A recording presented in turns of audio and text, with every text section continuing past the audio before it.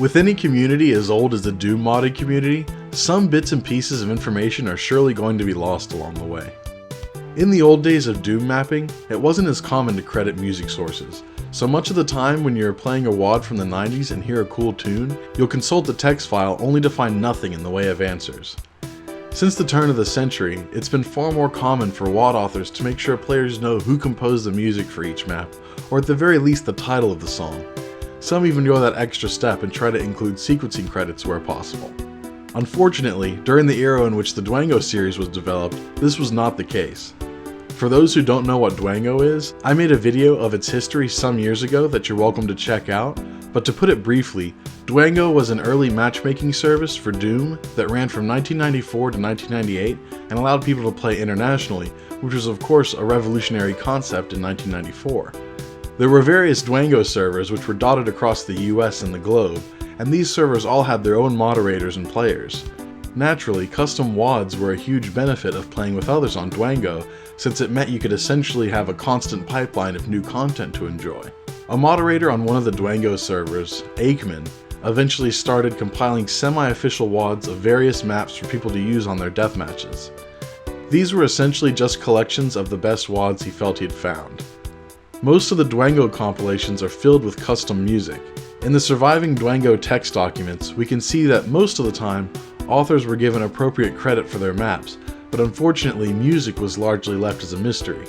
Aikman's compilations range from Dwango 1 to Dwango 6. Other moderators for Dwango servers, for example the Arizona, Washington DC, and Long Beach servers, all compiled their own Dwango collections which also featured custom music.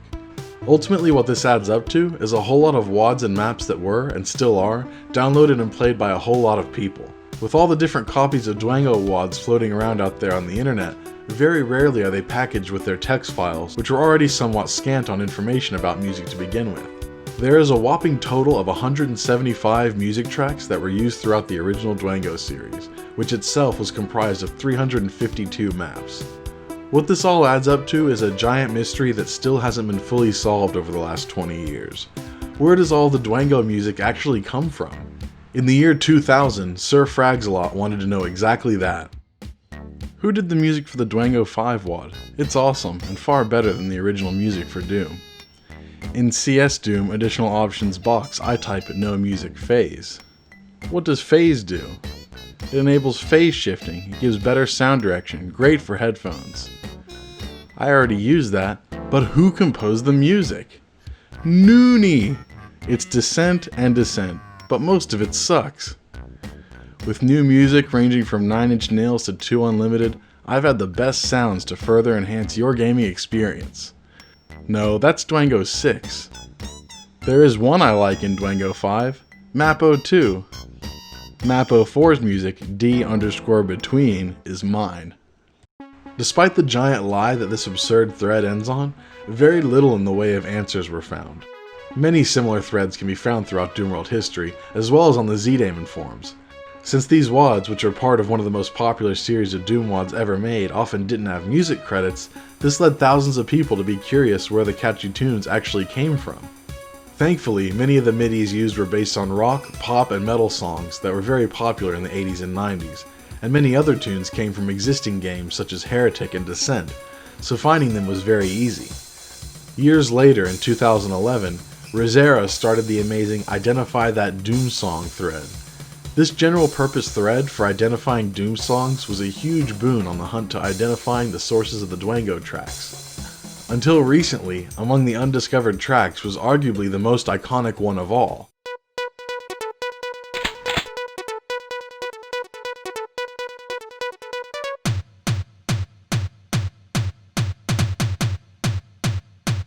Since the original MIDI file was titled Hitfloor.mid, most people believed it to be Hit the Floor by DPR featuring Georgia Lewis, due to a passing resemblance between the two songs.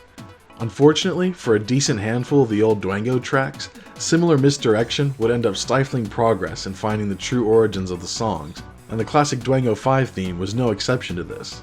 It wasn't until years later, in December 2018, that Doomworld user Gootersme showed up to make his one and only post where he finally laid the mystery of the Dwango 5 theme to rest. Several other iconic songs also went through phases of misdirection before finally being identified. One of these was the song used for Dwango 5 Map 11, an interesting canyon map full of slime falls, accompanied by a really suitable piece of music.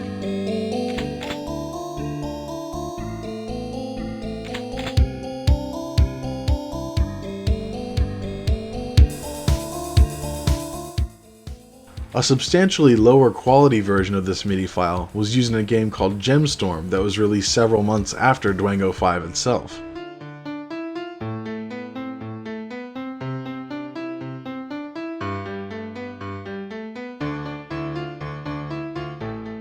Despite the reduced quality and the later release date rendering this virtually impossible, the meme was commonly spread that this tune was in fact taken from Gemstorm, where in hindsight it seems like the exact opposite is much more likely to be true.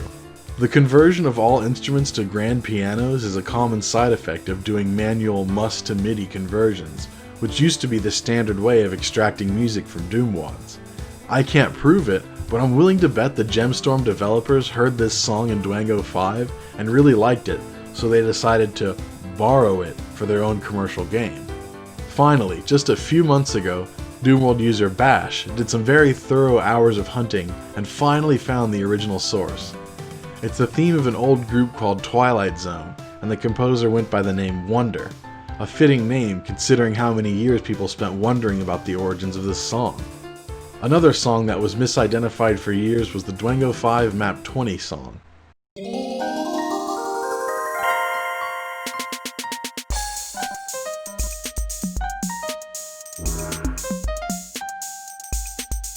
To be honest, for years I had suspected that this MIDI was one that came included with sequencing software. Everything about it seemed to suggest it was showing off the multiple instruments and effects that it was capable of. And you have to remember that MIDI was still pretty new technology in the early 1990s, so this was fairly impressive stuff at the time. Most MIDIs sounded more like this.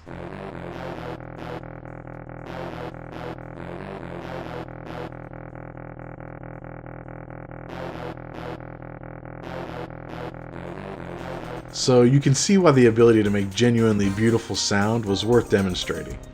Just to throw everyone off, some dickholes on YouTube who go by the name Mitsuru Minamiyama, I believe that's how it's pronounced anyway, made a false copyright claim on this song, which is something YouTube has always allowed copyright abusers to do. As a side note, isn't it great how awful YouTube's copyright system is?